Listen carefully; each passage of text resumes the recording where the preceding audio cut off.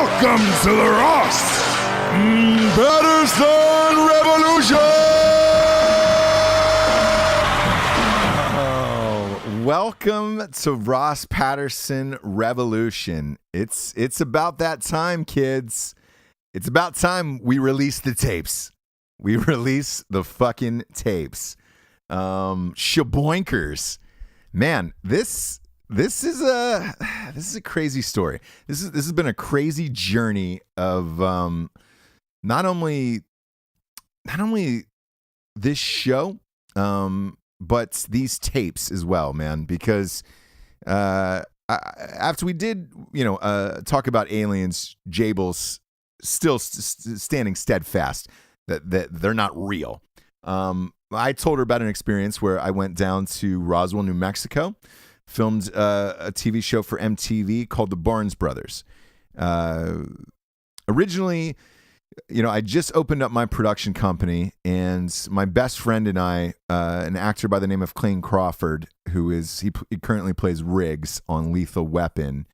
We had him on a previous show where he was our guest for one of the I want to say it was episode 99, and it's fantastic guest, great guy, been one of my best friends for close to 20 years. And when I started this production company, we had always done projects together, either sketches or movies, or we've done probably 4 or 5 movies together. We did a TV show together, and then, I don't know, countless sketches. So if you go back through YouTube, you can find all those sketches. We did Fighting Nude Like Vigo, Mall Cops, where we were mall cops. We did, I don't know, maybe I'd say 8 to 10 East Coast, West Coast skee ball wars. We did that. That was kind of like we wrote this sketch like a takeoff of Biggie and Tupac.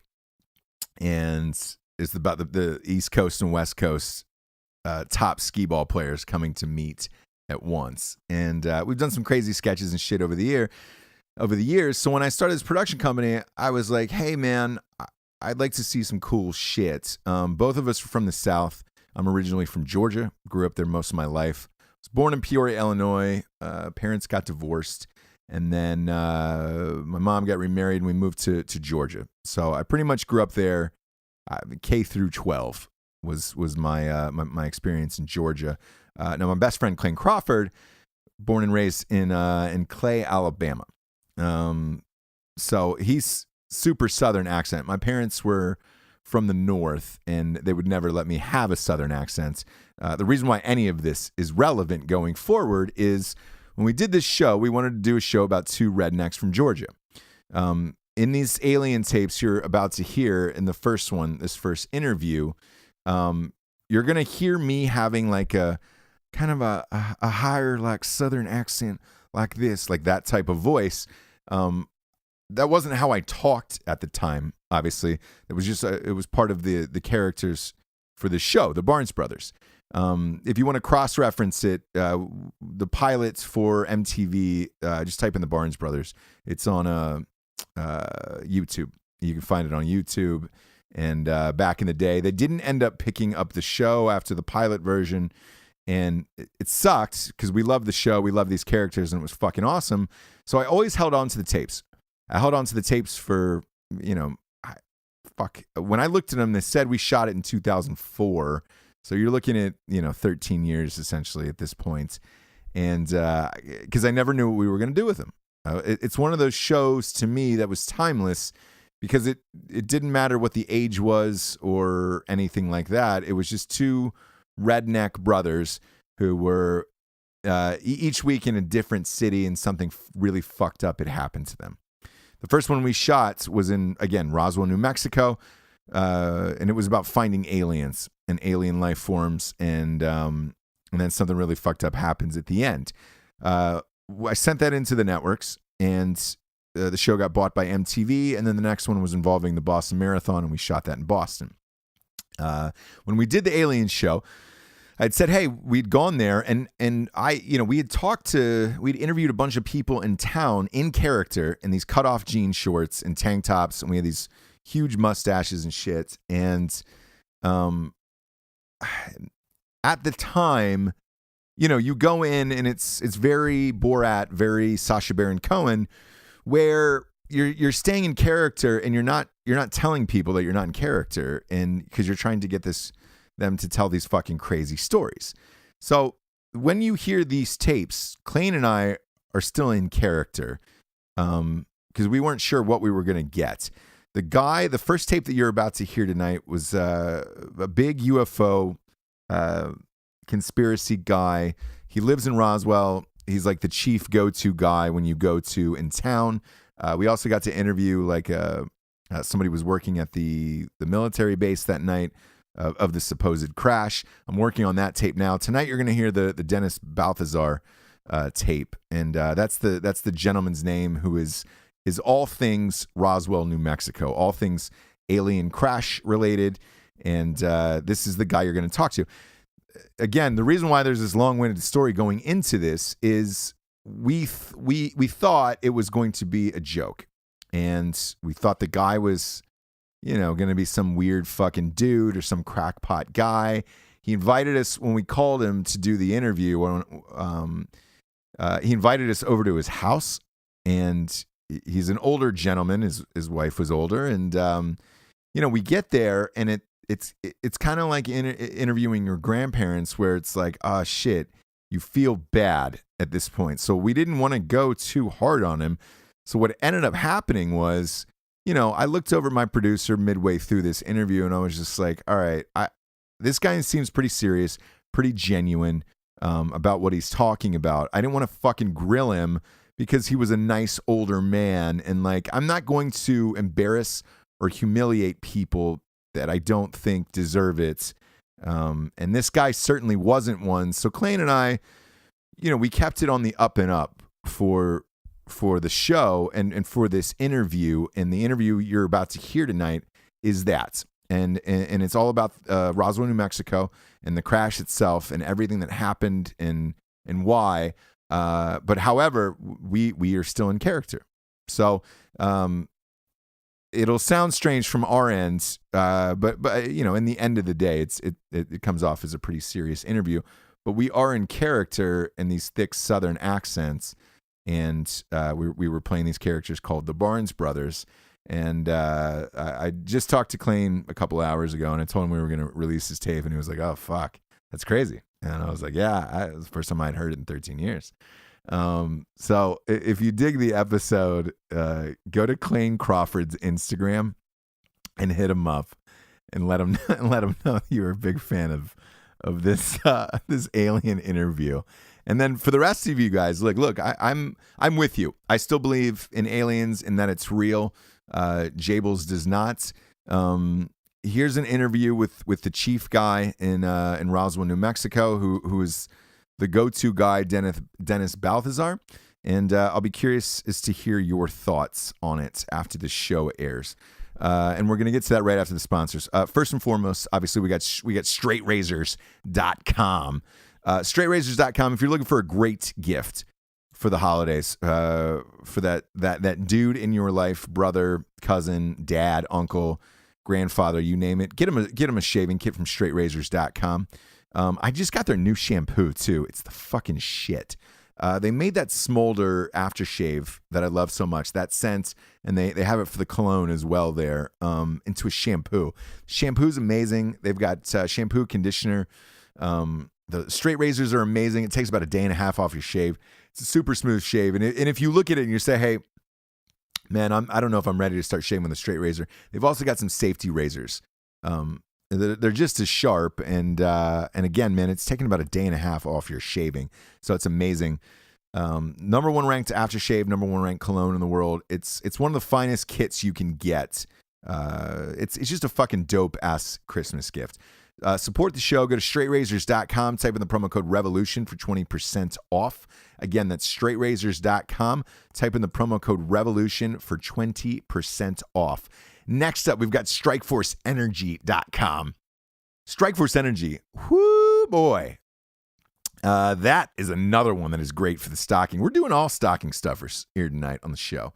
Strikeforce Energy, you just buy like a box of 10. They're like $9.95. Type in the promo code REVOLUTION. You get 20% off at strikeforceenergy.com. They got 4 flavors. They got original, they got lemon, they got orange, they got Make America Grape Again. The grape's my personal fave. And you can kick the can, kids. You don't need a can anymore. The shit goes, it's liquid and it just goes in other liquids. So you can just pop it in and go. Lasts longer than like 5-hour energy.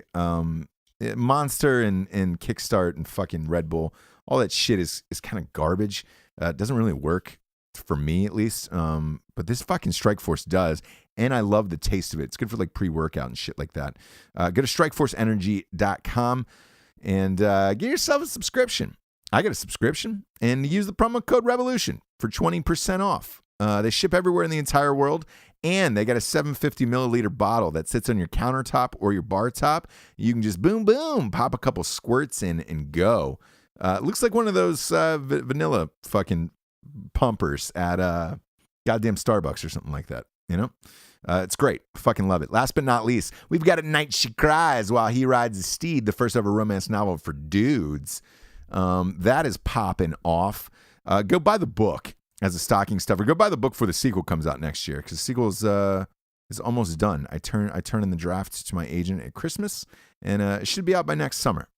That is the target date. Late spring, early summer for that. That'll be out. But in the meantime, catch up and get the book. It's the funniest book ever. Plus, like the cover, like that Simon & Schuster did, is super fucking nice and all that shit. So it's a dope ass gift. It's the funniest book ever written. And again, I know I stated this on a previous show, but I'm gonna back this. I'm gonna double down this one. I'm gonna drop the audiobooks back to back again, probably on Wednesday. That way, I know you guys have a lot of long drives for Thanksgiving, and you know, I'm driving 6.5 hours myself. With my family, so I'm sure you guys are driving other places. I'm going to drop At Night She Cries, the audiobook again.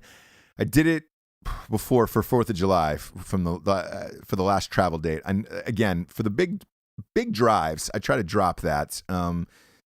They were fucking super pissed that I did it last time, and they pulled it after a couple days. And they were like, "Don't do it again. We'll fucking sue you." I'll eat the fucking lawsuit if that's what it comes to, but so I'm gonna give that to you guys on Wednesday, back to back. It's the greatest Audible book ever, and like, you don't have to like believe me. It literally is ranked, I think, in the top 10 on Audible. It's like a 4.85 or something crazy. Hired a bunch of actors. Jables is a few of the voices. I do a bunch of the voices. It's one of the funnest audiobooks ever. Just do me a favor, go buy the fucking book. Buy a hard copy of the book. Just go to Amazon and buy a hard copy of the book, since I could be facing a goddamn lawsuit for doing this on Wednesday. That would be much appreciated. Just buy a copy of At Night She Cries While He Rides His Steed off of Amazon. That'd be fucking dope. Without further ado, here is the long lost interview, the tape 1 of the Roswell tapes from the year 2004. This is me and Clayne Crawford.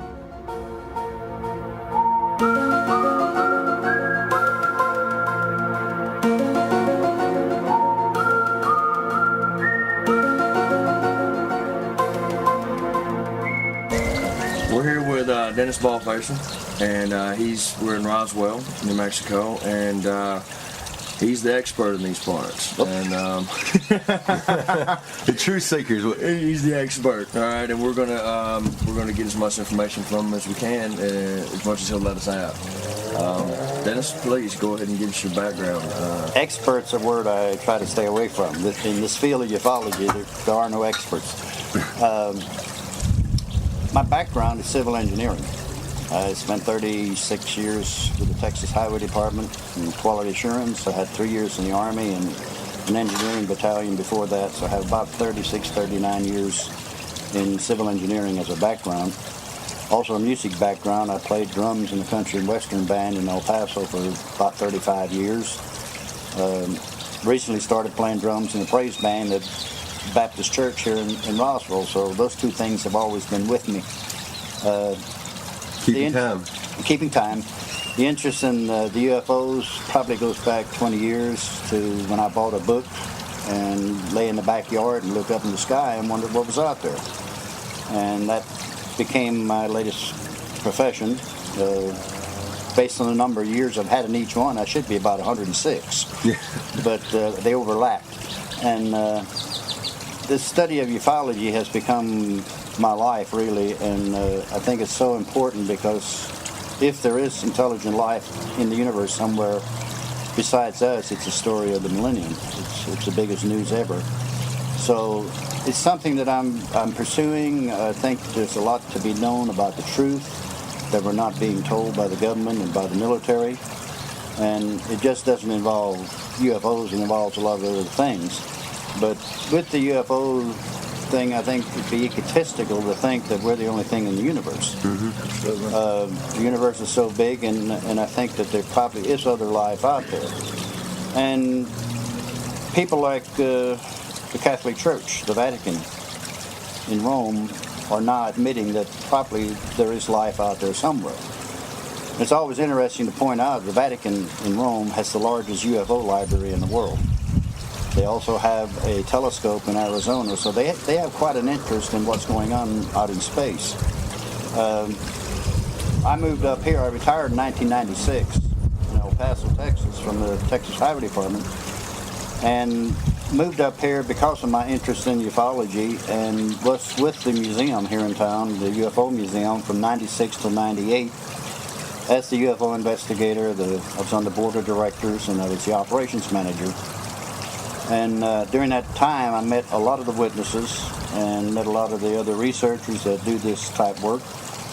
And it was a worthwhile 2.5 years for me. In 1998, I went independent and started doing it on my own. Created a website, and I have a webmaster in Albuquerque. Now I have been hit probably 800,000 or 900,000 times in that time period. There are supposedly about 2,000 websites on Roswell, on the Roswell Institute. Right. I've been told that I have one of the top 10. Yeah. So I have a lot of pride in my website. There's a lot of information on it, and it's just fascinating research. Can you tell us, let's just go back to the very beginning, 1947. Give us just a handful of details that, you know, in your mind prove that that there was an alien aircraft that visited the planet Earth and that did crash. Just a handful of facts that you found.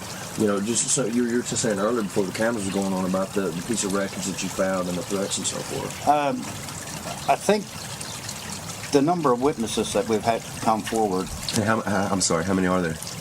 I have interviewed over 150 different people who are first, second, or third-hand witnesses.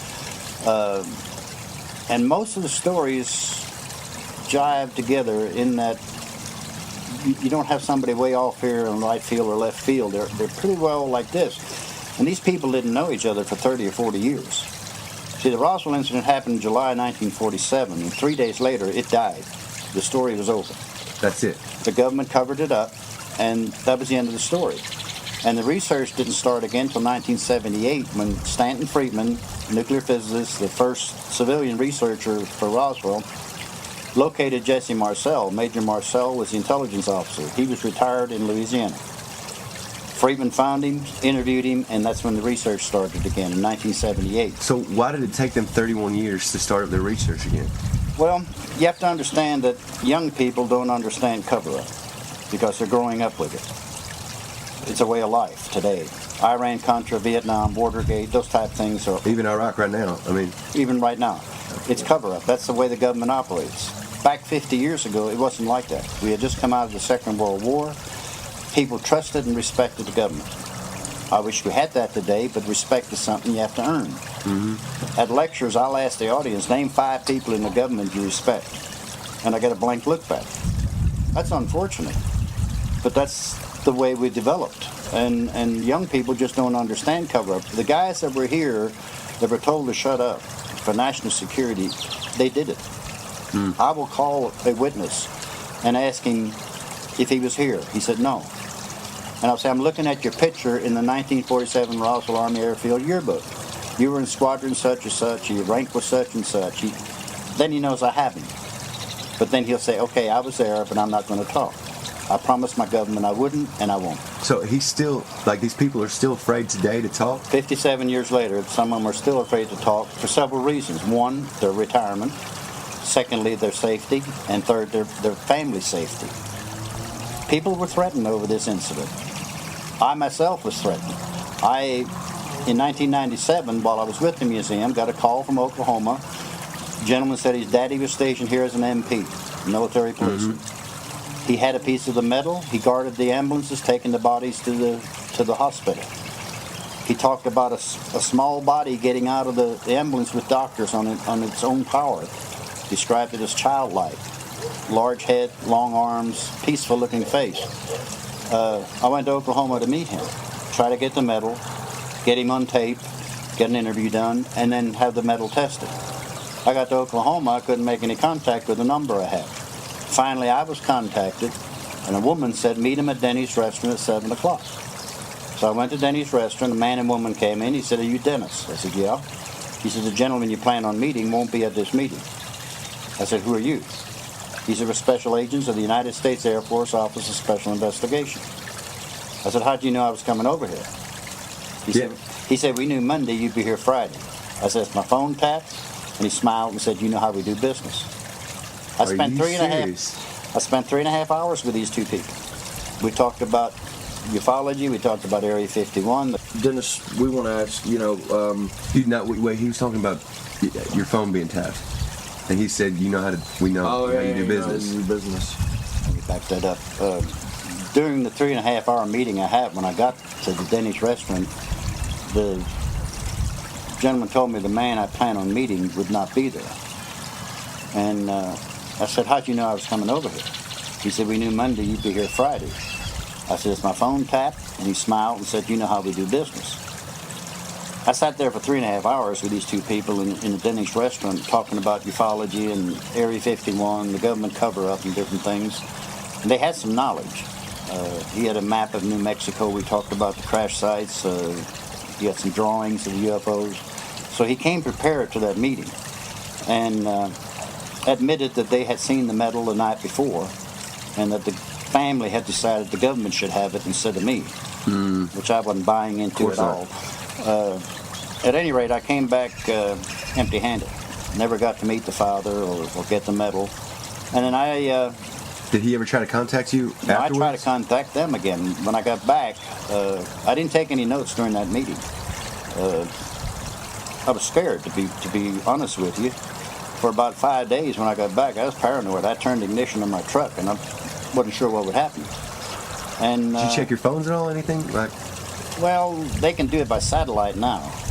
They don't have to get on the line anymore. They can tap phones by satellite. And this is part of the business. I know my phone's tapped and my email's monitored, and I was told that by intelligence people I'm being monitored, I'm being watched. It's a game they play. And that's fine. And as long as they want to do that, that's their game. And as long as I'm not violating national security, they can do whatever they want. If I'm violating national security, then tell me what happened in 1947, because then I'm getting close to something. Exactly. And like I told you earlier, you can talk all you want to. As a researcher, I can sit here and just spill my guts out to you about whatever you want to hear. And they're not going to bother me because they can deny it. Now, if I go after physical evidence like I did in Oklahoma, that's a different story. Then you start feeling the pressure. So they'll let you talk all you want because they can easily deny it. I have no physical proof. I can't show you a piece of metal from that craft. I have witnesses that I've talked to have seen it or handled it, but that's not going to sell, and I don't have to. They don't have to worry about it. Now, as far as physical descriptions of the creatures, the 150 people, did they sketch out anything, or? We had a few that have sketched, and the Roswell beings probably would be classified as humanoid as far as species, meaning that they resemble us in certain ways. Their eyes are larger, longer arms, shorter bodies, skinny. Fingers, they usually talk 3 or 4 fingers rather than 5. Little differences from the humanoid, from a human. For years we believed that there was 5 or 6 species probably. Now we think maybe there's 50 or 60. And that's not a problem either if you look at the number of insects on Earth. I mean, it could be up in the thousands of species, depending where they're from and what their background is. Well, let me ask you this. Two questions. One, correct me if I'm wrong, but according to the government, Area 51 does not exist. Is that correct? All right. Hasn't existed since 1955. It hasn't existed since 1955. But yeah, there's gates around it. Which we will be going and standing out front shortly. Two, in your educated guess, or not even a guess from the research you've done, why did these beings come here? Who were they? Was it like he and I? We obviously we're just traveling the United States, going to all our favorite places, and we've always loved just the whole UFO phenomenon, and we've always kind of talked about it seems like too young. It almost seems like young aliens that kind of just got lost, because it seems like when you look at the galaxy. There's so many places. Our solar system's so small. Yeah. It's like a pin dot compared to all this other stuff. How in the heck did they get down here? It almost seems like they got lost. What is your... Stop and think of what was taking place in New Mexico in the 1940s. 100 miles south of here, the first atomic bomb ever used was tested at Trinity Site. So you have this mushroom cloud That you could see from space. Los Alamos, Sandia Lab, the national labs are up northern New Mexico. The V-2 rockets that we got from the Germans were tested at White Sands. There was a lot of activity. It's possible that they were sitting out there watching and thinking, what are these clowns up to? So when they saw the bomb, that's one theory. Why they crashed is still speculative. There's several possibilities. One, the night of the crash, there was a severe thunderstorm up on the ranch near where this happened. And the rancher who found the material the next day said that he heard a sound louder than the clap of thunder about 11:30 at night. The next day he went on horseback to check his sheep and his windmills for damage from the storm when he came upon a field of debris 3/4 of a mile long by several hundred yards wide. The other possibility is there was high-tech microwave radar in use at the time. Here, up near the Corona crash site and up near Aztec, New Mexico. Microwave could have had an effect on their propulsion or their guidance system. One other theory, Stanton Friedman talks about the possibility of two craft having a mid-air collision. One went down the plains of San Agustin west of Socorro. The other one came in and went down on the ranch. So there's a lot of questions about why they crashed. I can't tell you where they were from. I have no idea. That's something we don't know. In your best guess, what do you think? Why do you think that they came here? Out of all those theories and. Sounds a lot like the explosion. I mean, I would think that's something I didn't even think about here, but the explosion. The explosion make the most sense to me. Right. Because if I was traveling outside like you and I say, saw clowns. I mean, we got to be considered pretty low life One forms. theory is that they may be monitoring us to see what we're doing as a civilization. And you have to admit, we're the only civilization, we're the only species on the planet that can't get along with each other. The human being. Right. Stanton Friedman says that intelligence-wise, human beings are trying to get into the preschool of the universe. We're pretty primitive when you come right down to it. We can't get along with each other because of colors of our skin, religions, boundaries, and things like that.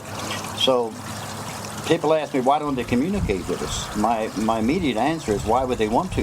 Yeah. What do we have to offer? Nothing. So you get into dimensions. Maybe they are our past or our future. I don't know. All we do know is that UFOs are seen by credible people. There have been several crashes around the world over the years, and we believe it's been going on for thousands of years.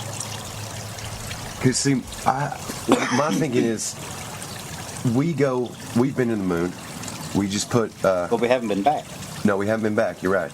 But we put, the rover on Mars, a few months ago, and then it suddenly stopped for 4 or 5 days. They couldn't get a transmission from it, and they're wondering, beforehand they were speculating, is this the first other planet with water? And then suddenly they didn't have transmission for 4 or 5 days. and then they came back on and said, okay, everything's okay, and they stopped transmitting pictures and everything else. Do you think that it's a possibility that they were coming here just to study our planet and our environment to see if there was life on other planets, much like we're trying to do now with... That's an excellent possibility. NASA, to me, may be a front. You know what NASA stands for? NASA? Mm-hmm. Never a straight answer. Yeah. I would think that we might have another space program other than NASA. And NASA may be there just to pacify the public. As Blue Book was. Blue Book was the official government document for all UFO-related cases. Right. The Roswell incident is in Blue Book. That was put out to pacify the public. Back 50 years ago, there would have probably been panic. Like that Orson Welles. Orson Welles' World of Worlds. People actually committed suicide over that radio show. Now, today, people are more educated. Young people are growing up with Star Trek, Star Wars, the X-Files. Mm-hmm. It's no big deal. If there are extraterrestrials out there, it's no big deal to them. Absolutely. So, you know, dimensions. we don't have to convince young people that they probably exist. 70% of the American people believe UFOs exist. 60% think the government's covering it up. That's a higher percentage than our politicians get elected by, and I think it's time that they pay attention to the percentages of the American people. Yeah. Dennis, Well, he mentioned about dimensions. I'd like to find out more about that. I want to go into the pyramids, you know, and those structures in Egypt, and how, I mean, it's quite obvious those things, you know, they had to be built from a view of, I mean, come on, the fact that the Great Pyramid, they would have had to know the weight of the planet, you know, was it the feet or the miles of circumference of the planet Earth, you know, and the certain layout is from an aerial view from And not only that, space. I heard, now correct me if I'm wrong, but there's only 2 cranes in the world today that could actually lift that weight of those blocks to get in the higher levels of the pyramid. I was asked to join the Great Pyramid of Giza Research Association Advisory Board about 2.5 years ago, which is quite an honor because it's comprised of 31 physicists, scientists, Egyptologists from all over the world. We have members on the board from Italy, Ukraine, France, England, the United States. And they wanted a ufologist, someone who studies UFOs, on there because there is the possibility that the pyramids, there's a pretty extensive possibility, in fact, that the pyramids of Egypt were not built by the Egyptians, particularly the 3 of Giza and the Sphinx. And those are the ones that I concentrate on. In the first place, no pyramid has been built since those 3 to resemble those. Technologically, size-wise, accuracy, and things like that. We now know that there was a civilization prior to the Egyptians in North Africa known as Cometians. It was predominantly controlled by the female gender, and they supposedly had contact with star people. If that's the case, I'm not sitting here telling you that ETs built the pyramids, but I am saying that ETs could have given that Cometian civilization the technology to build the pyramids. Now, how they lifted those stones, 2 to 70-ton stones, it's been tried to be duplicated and can't be done. No. With our modern technology. My background is civil engineering. Right. And the last job I was on was the Houston Ship Channel, where we had a 1,200-foot span bridge, and when we got to the middle, we were about 3 feet off, which is pretty good engineering. The pyramids are a 1/4 inch off on each side. And how long ago was that? That was 2,500 years? Yeah. Right. Is what the Egyptians say. We believe they're up to close to 10,000 years old. Right. And the reason we believe that is that the Sphinx has deterioration from water. The back of the Sphinx body, the lion portion, has been deteriorated by water. There hasn't been water in that part of the world for 5 to 10,000 years to do that kind of damage. And the Sphinx itself was covered to the neck until the 1800s when it was uncovered and the body was found. But it was in sand up to the neck. All you could see was the head. So when they uncovered it, they found all this deterioration on it, which was caused by water, and then covered up over eons with sand. But the three pyramids of Giza are in alignment with the Orion's belt, in the constellation Orion. The Great Pyramid has a declining and inclining air chamber. Supposedly, that pyramid was built for Khufu of the 4th dynasty. Well, the Arabs were the first to go in there in 850 AD, and they found nothing. Nothing. There was no hieroglyphics. There was no treasures. The only thing they found was an empty coffer, an empty box with a lid. Now, if a king would have been buried there, he'd have had all his possessions within. And all his treasures, yeah. His treasures for the afterlife. So we are convinced that Khufu was not buried in the Great Pyramid of Giza. So what we're looking at is to try to figure out who built them and when they were built and for what purpose. The purpose, we believe, is an energy source. Because one of our researchers has spent 2 nights on top of the Great Pyramid. It's flat, it has a 30-foot by 30-foot flat area on top. He took some equipment up there, and he is convinced that it's an energy machine. And that there is energy coming out of the pyramid that we could use today. The Russians, the Ukrainians, have built pyramids in Ukraine, and they have found that if you put seeds in there, like wheat or barley or hay, they will increase production by 30%. Water will not freeze at 40 below zero inside the pyramid. So there's some form of energy happening within the pyramid shape that we're all looking at. I've never, that's information I've never heard. And you can see that from space, right? Is it? I don't know if you can still see it from space, but when they were originally They used to built, that in the Great Wall of China, right? Yeah, the Great Wall you can see, but the pyramids originally had smooth granite polished stones on top. Those were all taken off by the Arabs and used to build mosques and stuff. So they've stripped all that off. But when that was there, the reflection, yes, could have been seen from space. That's another theory. That could have been another like a marker energy source. It could have been a marker if they put it there, and then like. Well, with my China engineering background, the thing that amazes me about the pyramids is not only there's 2.5 million stones in that Great Pyramid. That's enough to build 33 Empire State Buildings. The Empire volume, State Building's huge too. There's a 50th of an inch between the stones. The workmanship, the technology involved in building the pyramids is phenomenal.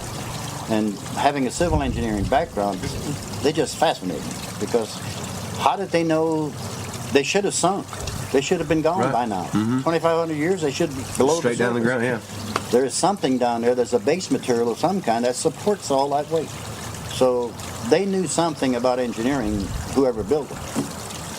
And we still don't know. We still have no idea. And I'm going to take this back just to spaceships and stuff like that real quick because here's the thing that fascinates me. My personal theory is that when the ships that did crash here that the government took, I believe that they've been taking that technology and using it to help build our ships today, like the stealth bomber and the ships that are coming out today look like the photos and the drawings that y'all have described in your findings way back in the day, and now they're just coming to fruition. The B-2 bomber, the big bat-looking bomber, coming at you looks exactly like a UFO. Exactly like it, and it's flat. Yeah. Phil Corso, Lieutenant Colonel Corso, put out a book in '96 or '97 called The Day After Roswell. He claims that he was involved with taking the technology from the Roswell craft and getting it into the contractors without them knowing about it. He talks about fiber optics, microchips, lasers, night vision, and things like that. He says that technology came out of the Roswell craft. We have no proof of that yet. But you have to go back to the Roswell incident and realize who was stationed here at the time. It was a group called the 509th Bomb Wing. Now that doesn't mean anything to you or your audience, but the 509th Bomb Wing was the best pilots, the best navigators, the best bombardiers the United States had. They were the only atomic bomb group in the world. They dropped the bombs on Hiroshima and Nagasaki to end the Second World War. Those guys were hand-selected. They were the best we had. After the war, after they came out of the Pacific, they were stationed here in Roswell, New Mexico. The Enola Gay was out here at this base. This runway is 13,000 feet long, one of the longest runways in the country, because the group that was here handled the atomic bombs. So that could be another interest that they had, knowing who was stationed here. Of course. Now, my problem with that is we have guys that were given the responsibility to handle and deliver the atomic bombs in the Second World War. But the government says they were too dumb to know the difference between a weather balloon and a flying saucer. Yeah. Isn't that something? The 509th today is the B-2 stealth bomber. I mean, it's just, you know. They're located at Whitehead Air Force Base in Missouri. They have the newest technology there is in the Air Force. And the similarities, it's just too, you know. They're still the atomic bomb group. And why, after all the different battalions and groups that have been disbanded over the years, why is the 509 still the most active and the most elite group there is? Perhaps they're getting paid back for keeping secrets in 1947. And I don't know if you saw this, but 2 weeks ago they tested the first that robot plane by the military, where it's completely operated by computer, where you don't need a pilot to fly it, and it looks exactly like those old pictures of what the space, you know, the spaceships. One of the things that we believe with the UFOs is that the pilot or the being inside the craft and the ship itself are one. Meaning that they can feel a control panel, or they can think, and the ship will respond. We're doing that. Our own military is doing that. They have helmets now for our pilots that when they turn and look a certain way, the aircraft will turn, or they can fire weapons. The only problem with that is if the guy wakes up and has a bad day, he can drive that airplane into the ground if he's not paying attention. Oh yeah, wherever he wants to. Wherever he looks is where we're going. Yeah. But the technology is starting to show up. So, do you think the next step is just human pilots are gone? Robots will fly these planes, and robots will go on these missions to other countries and stuff like that. And one of the things I've run into as a researcher is people ask, how does the government keep all these secrets? They can't possibly keep these secrets. Especially now with the media and everything, the internet. Well, let me tell you.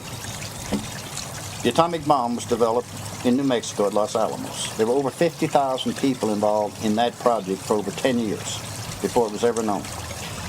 The code during the Second World War was kept secret for about 20 years after the war. The stealth F-117, the little fighter, that development started in 1973. We found out about it in the Gulf War in 1991. Man. That was tested at Area 51. It came out of the skunk works in California on the drawing boards, and then it was kept secret for 18 years before we knew about it. Area 51, which you briefly mentioned a while ago, Exactly. most people don't realize what that was, why it was open. It was not open as a military base. It was opened by the CIA. Kelly Johnson developed an aircraft so that we could keep track of the Russians to see if they were doing any testing or what they were doing, and we needed a high-altitude, fast-moving airplane that could take pictures. That was the U-2. Well, they needed a place to test the U-2, so in 1954, Kelly Johnson went to the CIA. He said, I have this aircraft, but we need a place to test it. Normally, it would be tested at Edwards Air Force Base, but it was too secret for that. So they looked at 12 locations around the southwest United States and decided on Groom Lake, Nevada, which is 85 miles northwest of Las Vegas. So how did it get its name Area 51? That's part of the location of where it's actually at. That plot of land is called Area 51. There's other areas around it. I got you. But Area 51 is the name that's stuck. It's had many names. It's been Watertown, the Box, Dreamland. The control tower is Dreamland. Okay. And it has the highest security of any base in the world. There are no fences. Every 50 yards there's a pole with a sphere on top of it, and warning signs. And the warning signs say the use of deadly force is authorized. Because he was telling me about helicopters. Black Hawk. Yeah, If you get close, here they come. Well, that's minimal. They have Wackenhut does the security. These guys wear uniforms without insignias, without name tags of any kind. They were using Grand Cherokees. We now have pictures of them in Ford and Chevy four-wheel drive pickup trucks. Do you think they sponsor that, or? No, they're contracted. Oh, they are contracted. In fact, a few of them, a few years ago, threatened to go on strike. And they were told, you will be back at work in the morning, or your history. You'll never have another job. Man. We have heard stories of people who have gone across the border. By border, I'm talking about those markers. The boundary, yeah. The guard shack is about a quarter mile in from there. So if you get to the guard shack, you belong to them because you've already crossed the border. And you're looking at a minimum $600 fine. Right. You're looking at interrogation, and they will know where you're at for the rest of your life. They do not play games at Area 51. Do you know anybody who's tried to like ride a bicycle or try to get, I have a friend that lives at Rachel, and Chuck Clark is his name. Excellent researcher, and he keeps track of them. And not too long ago, the government went into his trailer, his mobile home, and confiscated his computer, his cameras, and all his negatives because he found a sensing device 15 miles outside of the border. Man. And picked it up, and they can probably get him for damaging government property. Obstruction, yeah. Yeah. They have sensing devices that can tell the difference between the perspiration on a human being and an animal. They have cameras located all over the place, solar cameras. They have these Wackenhut employees. They have the Black Hawk helicopter gunships that patrol it. And if you're flying over anywhere close to that area, you're told to vector away. And if you don't, you're met by an F-16. Man. You have no choice. You will not go into that base. Now, we're not sure what all is going on there. We have heard there's 22 levels below ground. Man. They have two runways. One is 30,000 feet. That's 30,000. 6 miles of paved runway, meaning they're bringing something in at tremendous velocity. There's an area called S4, Papoose Lake, which is adjacent to it, where supposedly there are 7 levels, doors built into the side of the mountain and camouflage, and that is where there is some UFO activity, is craft. There have been reports that we have seen craft coming up that were not ours, that they're playing with them, and they're afraid to take them out because they can't bring them back. Oh, right. They don't know how they operate.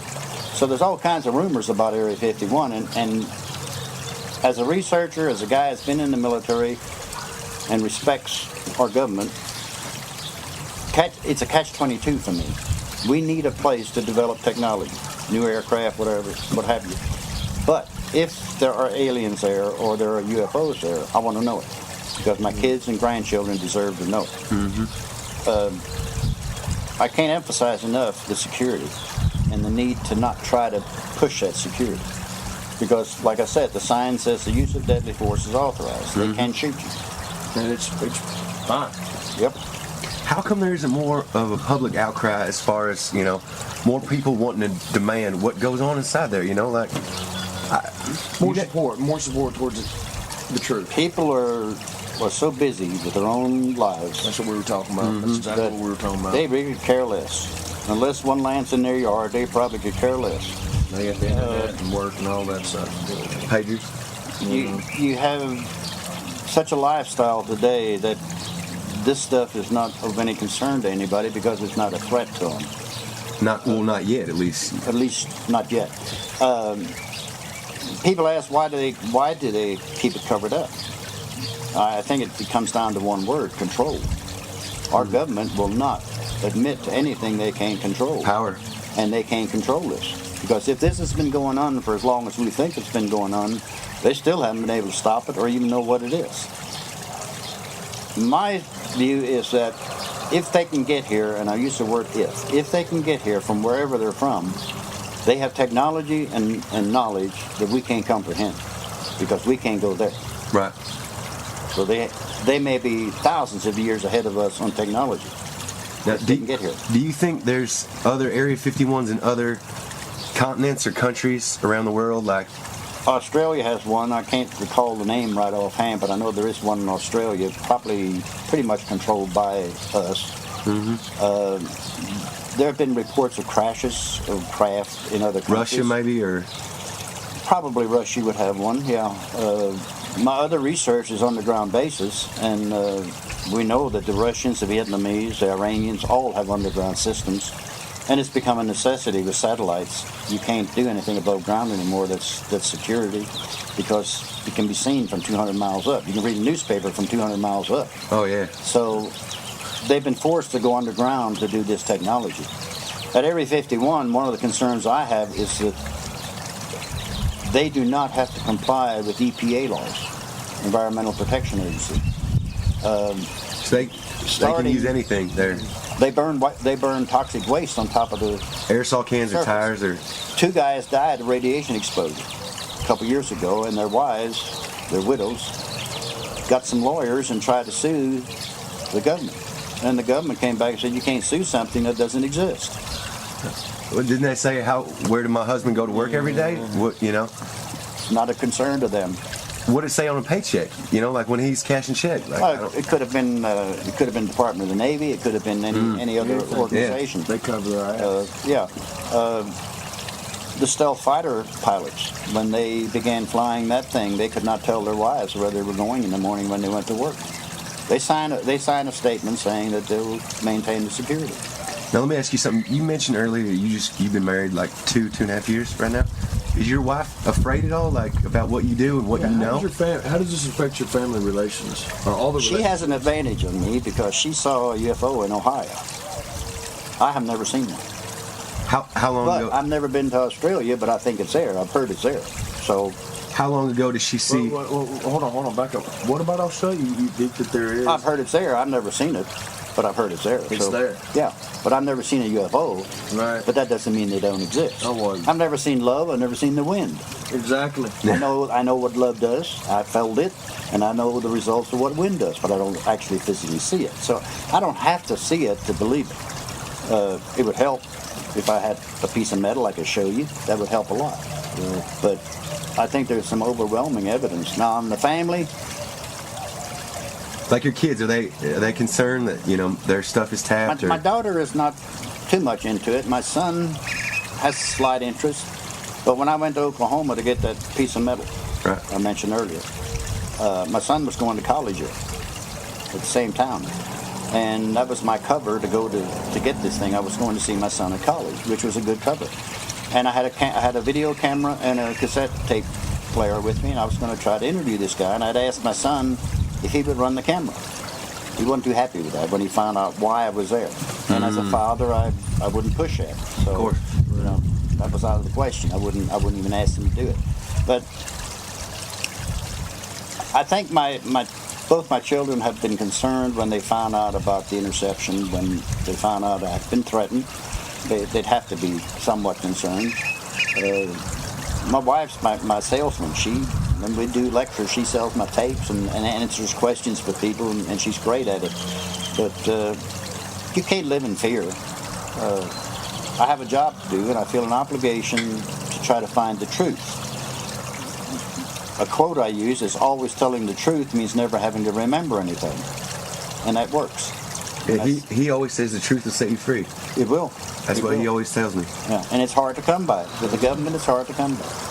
I guess one last question. If you could give one piece of information, if you could tell the people, who are going to be watching, one thing, just from all your research, everything you know, what's the first thing that comes to mind that you'd like to get out there? If it's advice, if it's I don't know. Just from everything that you've done, a certain way to live. What's the one thing? I decided a couple of years ago to get out of the box. We're all brought up in a box. We're taught things by our parents, our teachers, and most of us accept that. I haven't. I've decided there's more to life than living in that box, and I'm pushing the envelope a lot. But I think questioning people in authority, I think we're being lied to, and I don't buy that. The military, I have no fear of the military at all because I'm paying their salary. As a taxpayer, I'm paying their salary. And you were in the military. And I was in the military. So I have no qualms with arguing with the United States Air Force. They're lying to us. We've had 4 excuses on Roswell in 57 years. No. Tell us what happened, and I'll go fishing. Oh, exactly. Exactly. You know, I have more important Smallmouth things bass. to do. But if we're being lied to, then I want to know the truth. Now, if it means national security is a problem, okay, say, yeah, there were UFOs, but we're working on it, and we got to deal with it. I can accept that. But don't flat out tell me that they were crash test dummies when the dummies weren't used until 6 years after the incident happened. Don't tell me it was a mobile balloon used to keep track of Russians doing nuclear testing when they didn't do testing for 2 years after it happened. Those are outright lies. And I have run Freedom of Information Act requests through the Air Force, and I keep getting a runaround. I have one that I've been working 6 years, and I still haven't got an answer. It's denied. National security is their biggest excuse. And they can take national security and research and development and stick it under the carpet, and you won't ever see it. Well, listen, Dennis, we just want to thank you. This is fantastic. This is I really appreciate it. Thank you so much. Thank you so much. Got a whole dollar's worth today. Yeah.